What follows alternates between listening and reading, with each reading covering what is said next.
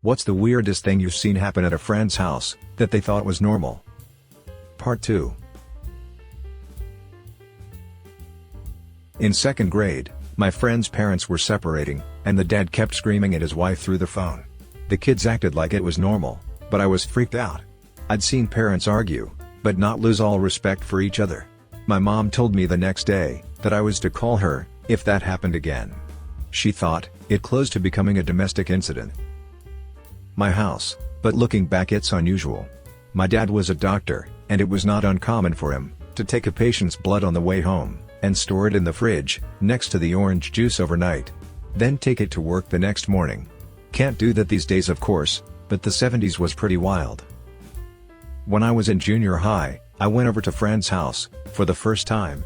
His parents were hoarders, and their basement was waist deep, in newspapers, magazines, junk mail, catalogs, phone books, and other loose papers. You had to crawl over it, to get to his room. He acted like it was no big deal, that the papers were higher than the couch, or that an avalanche happened, every time he opened his bedroom door. That was the only time I went over. My friend's dad convinced the kids that the butt of each loaf of bread was the best.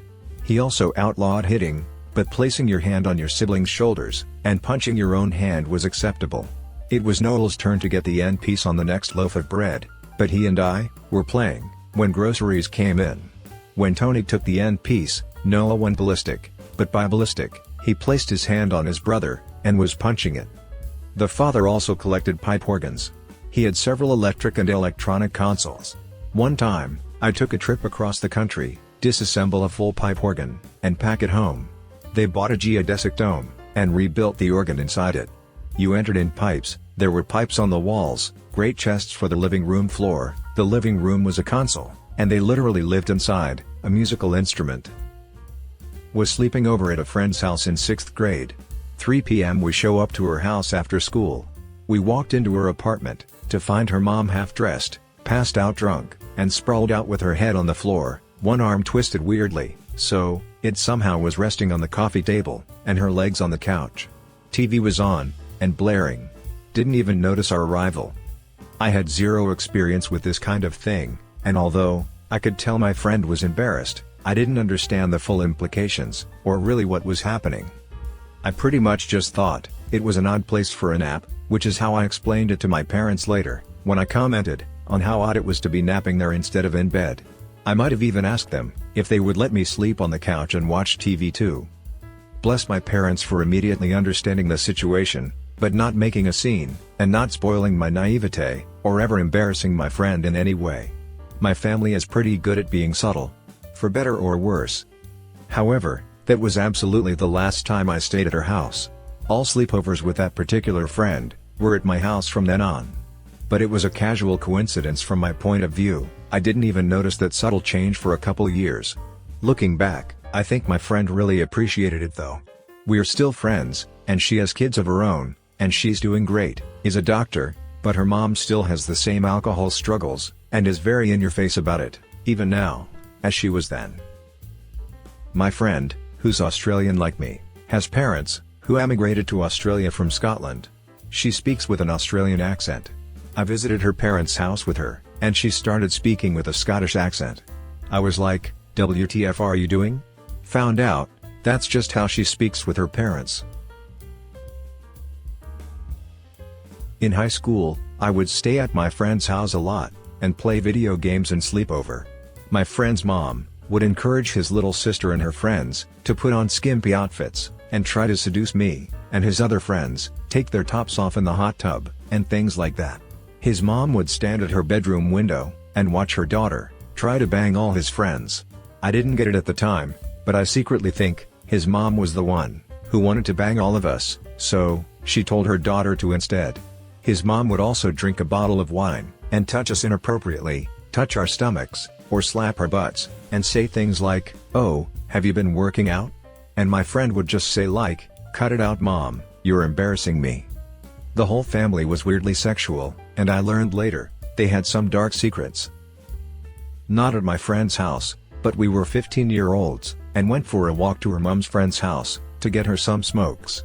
We walked into the house, and the 2-year-old was covering themselves in margarine. The floor was covered in roaches, animal poop, used nappies, diapers, and rubbish. There was peanut butter on the walls and kitchen table. It was so incredibly sad to see dirty and disheveled kids living in that. The weirdest part was seeing the toddlers smearing margarine in their hair, and no one caring. The rest was disgusting, but I'd seen that kind of living before. Never the complete indifference towards a baby, though. Awful. Went to this girl's house in primary school. I'm ashamed to say it was, because I felt bad, that she was getting bullied at school, and in hindsight, she had a learning disability. She was nice though, just sometimes said really uncomfortable things, for an 11-year-old. Anyway, she had a 3-year-old brother, and I saw her mom, reading a book, titled, How to Be a Good Mom, or something similar. She started screaming at this toddler, for not vacuuming his room, and referencing the book. I was like, ma'am? You expect this infant to vacuum his room? To be fair, he did end up doing it, but mind blown. Their family had a really weird dynamic. In 6th grade, my first ever sleepover, I went to the bathroom, and came out, to him blasting porn in the living room, and I had never seen porn before. We watched it for like 10 minutes, and he says, I'm so horny, I gotta jack off bro. Then he started cranking his D right there, in front of me, and I was shocked. The video was some fat dude, cucking another guy, and making him cry. I'll never forget that. Here is an I was that family story. My godmother, who was practically an aunt, ran a fairly successful daycare out of her home in the 90s. She was a first-generation immigrant to the US, whose parents came to the New England area from Ireland. My 2 younger brothers and I spent a lot of time at her home, and I was generally the oldest child there. When I was about 8 years old, she started to have me make her favorite drink, gin and tonic. She drank these all day while running her home daycare. At age 8, I knew how to mix cocktails, that forks were better for stirring than spoons, and that large plastic bottles of gin were cheap and low quality. This went on for years, on pretty much a daily basis, until my family moved out west. My godmother kept her daycare running, until she died, I'm sure, of health problems relating to alcohol. I was 15 when she passed, and I'm in my 30s now. I honestly went most of my life thinking nothing of it, until I became a father a couple of years ago. At which point I was like, how the F did anyone let her have a daycare? Side note, I drink, but would consider myself an average drinker, if not below average. With that being said, I could never stomach the thought of gin, and didn't try gin until I was 30. This was because I once licked my finger, early in my daycare bartending career, after a couple of drops of gin splashed on my hand, as I was pouring. That plastic half-gallon quality gin was the worst thing I'd ever had in my life, and I had no idea how my godmother liked it so much. Complete ruined my taste for gin. At 8. His parents walked around, butt-ass naked. Another friend and I went over to play the new Pokemon, Fire Red/Leaf Green, all night, and eventually decided it was a sleepover and all-nighter kind of vibe. We wake up to his folks poking their heads in the morning, to let us know they were making breakfast, and it'll be ready in a minute. We're stoked, and walk our way into the kitchen, and they're serving up some extra eggs and sausage. Like, I had never seen an adult naked before, and our friend was totally unfazed by it. Just ate, and talked, like it was the most normal shit ever. Super awkward, and we dipped out ASAP. I had a friend in middle school, whose family was really into trophy hunting, something I didn't know, until I went to a sleepover at her house. Animal heads everywhere, but the weirdest part was, she didn't have sheets on her bed, just animal fur. She slept naked on the fur, and had no idea it was weird. I faked a stomach ache, and had my mom pick me up. My girlfriend and her little brother were staying at a sort of foster home that was absolutely filthy. They knew it was, but weren't going to complain about it, since it was still better than their last situation. But the parents there had 2 little boys of their own, and it's their normal. I feel bad that those boys will either realize their home is disgusting and never invite anyone over, or have someone over who then embarrasses them, or doesn't want to be their friend anymore because of it. I grew up as a Jehovah's Witness, and my mom pushed me to be friends with people within the religion. One girl was only allowed to talk to people within the religion, so she was homeschooled. She was allowed to watch 1 movie or 1 TV show a day, Rated GPG with approval. 3 of us, aged 16, watched Lion King 2, then her parents made us go to bed at 7:30, in the summer. She also wasn't allowed to have any posters on her wall, as that was viewed as idol worship.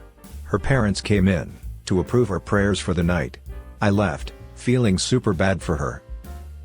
My family were very comfortable, and my mom always babysat lots of kids from around the neighborhood.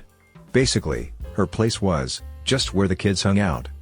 Once there was an emergency, with my dad and my mom really needed somebody to watch me overnight, and I wound up with one of the families that she babysat for. They were really nice people, and I was close friends with their kids, obviously, because they were at my house every day. It was a new experience, though. This was the first time I'd ever seen people living in real poverty. I was kind about it, and I didn't say anything, but parts of it were a real shock to me.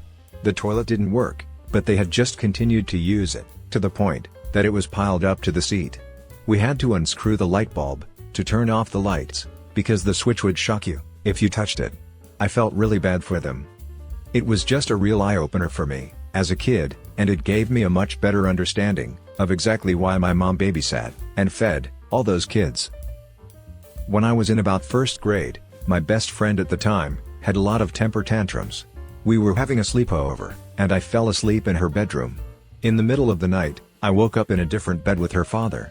I was so confused, but he explained that she had a temper tantrum, and her mom went to sleep in her bed with her, so they moved me to the guest room. I was young, and didn't understand that's not normal, that he was sleeping in the same bed as me, just him and me. I told my parents when I went home the next day, and they were extremely concerned, asking me if he touched me, etc. I was highly confused, because my pure innocent mind didn't understand the concept of that. LOL. Now as an adult, I'm like, why didn't they just move me to the other room? Why did the dad have to get in bed with me? LOL. They're truly good people, and nothing happened, but it's weird. More of a date story. Was on a date with a guy who was cooking dinner for me, and his dog took a giant horse piss in the living room. I jumped up a bit panicked, trying to get the guy's attention to what just happened. The guy didn't even look up when he said, "Oh yeah, she does that sometimes," and that was it. I asked him if there was a towel and disinfectant I could use to help clean it up, and the guy says, "I'll just throw some Febreze on it after dinner." I suddenly realized the musty smell I noticed earlier wasn't from his cool and rustic cabin being under a canopy of trees, or that the floor in the same location that bowed when you stepped over it was because it was old. Ate dinner at a table that was couple feet away from the dog toilet. Left. Effing gross. This crazy batty lady, who was our neighbor when I was a kid.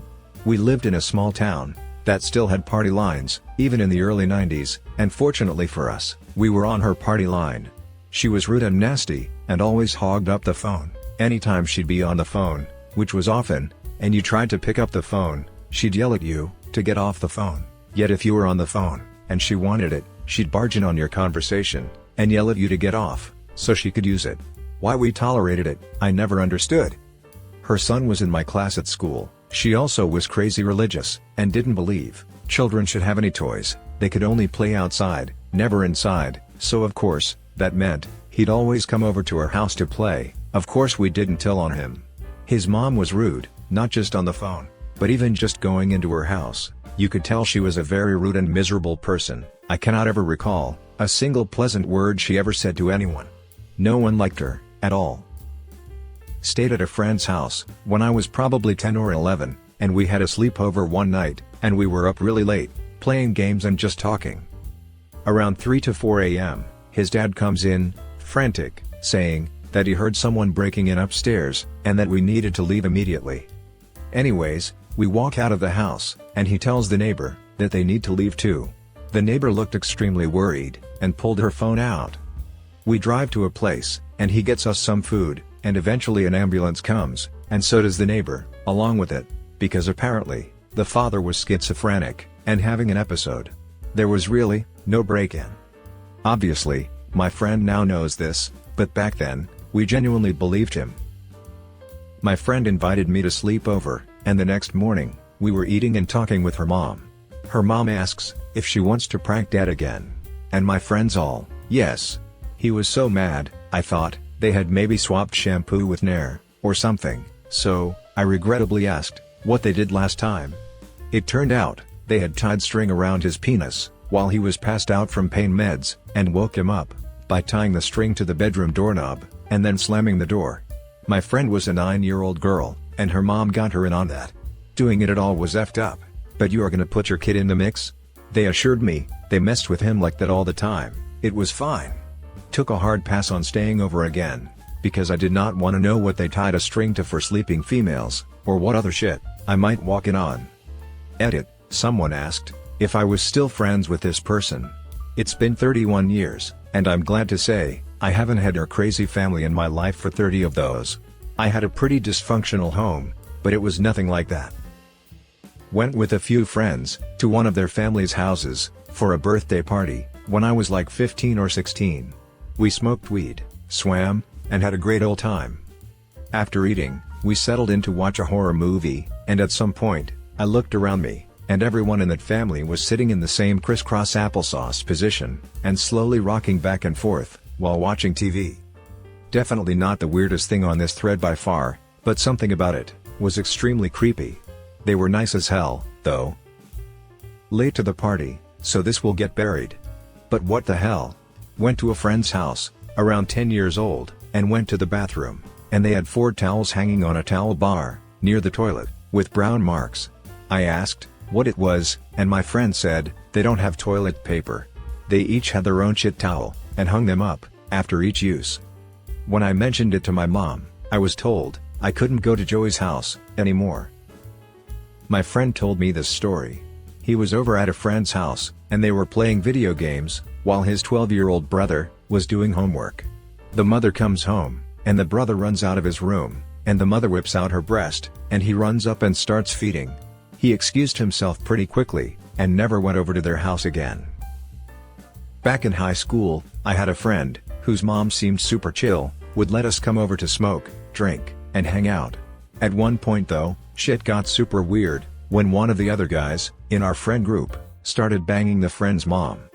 The guy who was having sex with our friend's mom, ended up getting super aggro, and like bossing the kid around, because he was screwing his mom.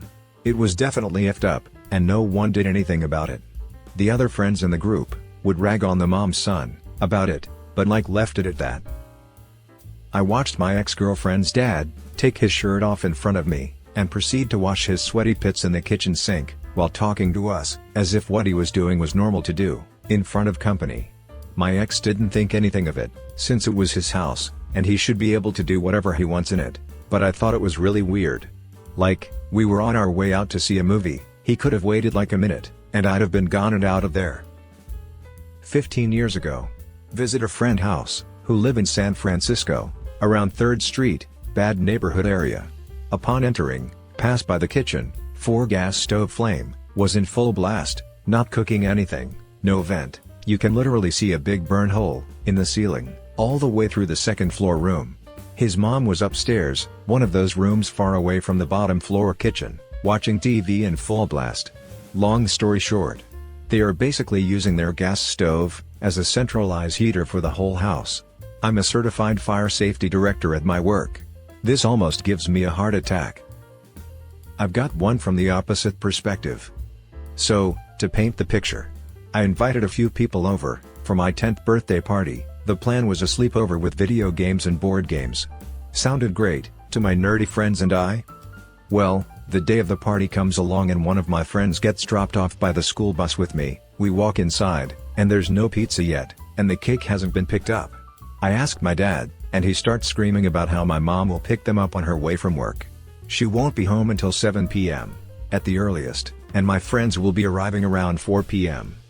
After my friend and I left the room, my friend, from now referred to as Mark, not his name, asked me if something is wrong and why my dad was so mad. It was normal for him to be that mad when he forgot something. The rest of my friends show up around 4 p.m. Friends Bill, Bob, and Frank. Also, not their names. I offer them fruit and snacks when they arrive and tell them pizza should be there around 7:30 p.m. So, we're taking turns on Gran Turismo 4, when Bill asks if my parents are home, he'd like to meet them. I tell him that my dad's home but he's sleeping right now as he gets up kinda early. This was a lie, he was taking his medicine. What I'd later, that evening, find out was heroin, and would be occupied for a while, and my mom would be getting out of work around 7 p.m. Which was true. The lie seemed to work, and we continued playing games. 8 p.m. rolls around, and my mom gets home. She has no pizza or cake. I greet, when she comes into the living room. She asks us, if we ate the pizza and cake, already. I tell her, that Dad told us she'd be getting them. She asked where my dad was, so, I told her their bedroom. She said, she'd be right back and went to their bedroom. It wasn't long before you could hear them, clearly, screaming at each other. I noticed them arguing, was making my friends uncomfortable, but I was unfazed. It was them, that I realized that what was going on wasn't normal. I felt awful. I told my friends, that my parents would likely be arguing most of the night, and if they wanted to go home I'd understand. They all wanted to go home. Due to the layout of the home, the kitchen was closer to the bedrooms than the living room, and that was where the phone was. So, I went with each of my friends to the kitchen, so they could call their parents, to be picked up. The front door was also closer still. They each took turns, calling their parents. I had to talk to Frank's parents for him, as he was too shaken by what was going on. All the parents were there, within the hour, and picked up my friends. Mark was the last one to be picked up, and asked if I wanted to hang out at his place for the night. I told him that if my parents found out I left without telling anyone, especially if I didn't leave a note saying where, they'd be even more angry. And I told him that I couldn't leave a note saying where I was going, as I didn't want to have his parents dragged into it. We hugged, and he left. My parents finished screaming at each other around 11 p.m. when my dad left screaming about going to his buddy's place for the weekend.